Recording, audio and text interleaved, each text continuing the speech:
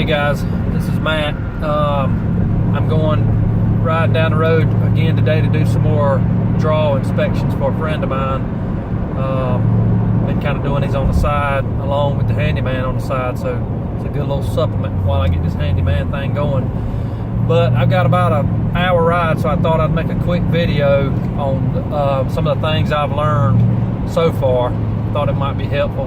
I don't claim to know everything. I don't claim to know much at all, but for somebody getting going in this line of work, I feel like this might be helpful. The very first thing I want to talk about is pricing jobs.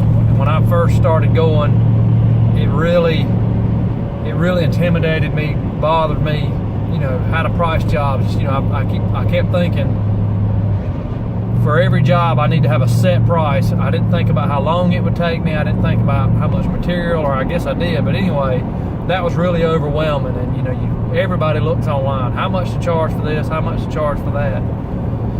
But what I've gotten better at, and that makes me feel a little more comfortable, is when I go to do a job, and for instance, I've got to put in a set of attic stairs tomorrow for a guy. I thought about how long it might take me. That was another thing. I'd kind of underestimate how long it would take. But anyway, I feel like putting these attic steps in, an extreme amount of time would be 4 hours. I would think that would be the most, is 4 hours. But I have learned enough to know that there's always more that goes on. It's always going to take me longer. So I'm going to forget to pick something up. So anyway, I'm thinking at the most, double what I thought at the most will be 8 hours. And if I charge $50 an hour, that's $400. Now the homeowner is supplying the set of attic stairs, so I'm not figuring that in. I am going to have to get some build material. So anyway, I figured I'd go in here and tell him $400, and I wonder if he might balk at that. But what I had in mind is I was going to tell him $400 as a max price, but it would probably be less than that. So as soon as I said $400, he started shaking his head, yeah, like that's good.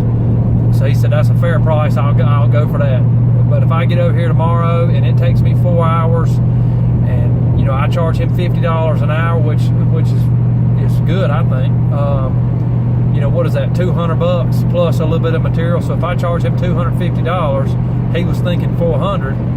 I could charge him at $400 and make some money, but I'll be honest and fair and charge him at $250. But anyway, I'm starting to ramble. Anyway, just get an idea of what you think it's going to take as far as how much time. Double that, because it's going to take more than that, and then go from there. And if you can do it for less, do it for less. But try to make some money in the meantime. So that's how I do things as far as pricing. Now, I have been lucky enough where a guy has had me do a bunch of different work. It's taken a couple of weeks, and I just told him, a certain hourly rate. Look here, Rick, it's going to take me a while to do this. I don't know how much it's going to take, but I can do it for $35 an hour plus the price of material, and he's been fine with that. And $35 an hour, it's not $50 an hour, but if I'm going to be working for 2 or 3 weeks, that's good, reliable income that I know I'm going to be able to get. So that's been a good way for me to do it. Another thing that I've learned is don't be afraid to turn jobs down, and don't be afraid to do things that you've never done before. Like, again, the attic stairs. I've never done that before, but if you're watching this video, you know how to use YouTube, and that there's nothing on YouTube that you can't find. I type in how to install attic stairs, attic ladder, there's 10,000 videos how to do it.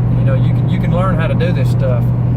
So but on the other hand, if somebody asked me to come do a job like roofing a house, I haven't roofed a house, I don't have the manpower to do that, so I would turn that down.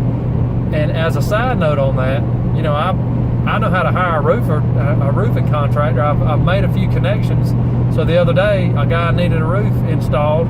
I got a friend that has a crew that will do that. He did it at a discounted rate, so I made money. I made a few $100s just by subcontracting that out. So anyway, turn down jobs that you just can't do, and don't be afraid to accept a job that you can figure out how to do. Also, another thing I've learned is make connections with people that are specialized in a certain thing. My father has been an electrician for over 40 years. He can do anything electrical, and he loves to give me advice on that stuff. I've got a friend that has been in heating and air for a long time. He runs a heating and air supply store now. Anytime I've needed help on that, I can ask him that. I've got a very good friend that does vinyl siding, installs windows. He does a lot of stuff and has been in business for 30 years, and he's a good resource. I've got a resource that has a college degree and a lot of experience in lawn care and landscaping. He can tell me when to plant grass, when to aerate, when to fertilize, what this plant is, what this tree is, all that kind of stuff. So try to find contacts that know how to do this stuff, and that's a big resource. You don't have to know all the answers, but it's good to know where to get the answers. So that's helped me out a lot.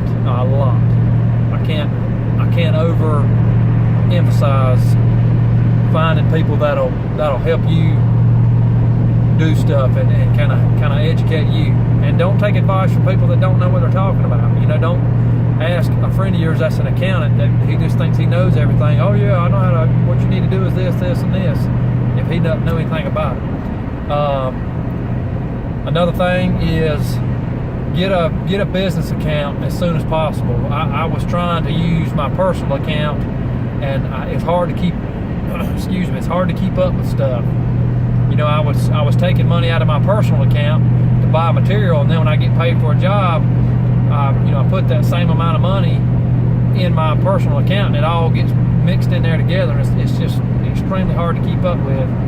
And when I go to file taxes at the end of this year, I think, and I've been told that it'll be a whole lot easier to use that business account.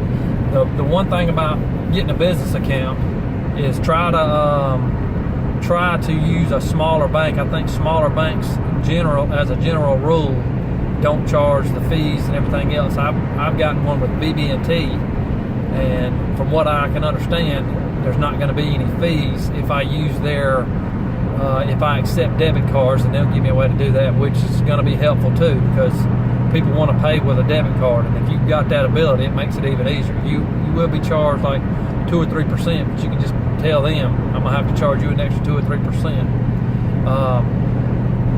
If you have your business account where you have your personal account, I feel like that would be easier just to transfer money back and forth if you need to do that, just to keep a minimum amount in that business account. My personal bank does not offer a business account, so that kind of screwed me up. But anyway, do that as soon as possible. I think that I've covered about everything. The one other thing that I want to say, if you're going to be in handyman business, as soon as you can, get an enclosed trailer. I've ran into a few guys, and when I first started doing this, I just used my truck, and I had to load up every tool that I could think I might possibly need the morning of the job, load all that stuff up, hope it's not going to rain, and hope that I don't need to go to Lowe's or Home Depot or the hardware store, because if you do, your stuff's just either in the bed of your truck or you got to load it up inside your truck somehow. And then when I would get home, of course, I got to go home and unload everything, and I had to hope that I had everything. But my enclosed trailer, I bought a 6x10 basic enclosed trailer for $1,300, and it has been worth its weight in gold. I've got it organized. That's another thing. Be organized. But I've got my trailer fairly organized now, and I've got almost every tool I own in that trailer. So when I get to a job and you forget, oh man, I wish I would have brought my so-and-so or a nail set, or just some things you just don't think about. I've got it with me, and I'm ready to go. But that enclosed trailer, I can go to Home Depot, Lowe's, hardware store. It's locked up. I don't have to worry about anybody stealing my stuff. I don't have to worry about if it's going to rain today or not. And then when I get home, I don't have to unload all my tools. And it's not inside my personal vehicle. I back in, unhook that trailer, and I'm good to go. So I guess that's about the gist of it. I hope I didn't ramble on too long. I know I tend to do that.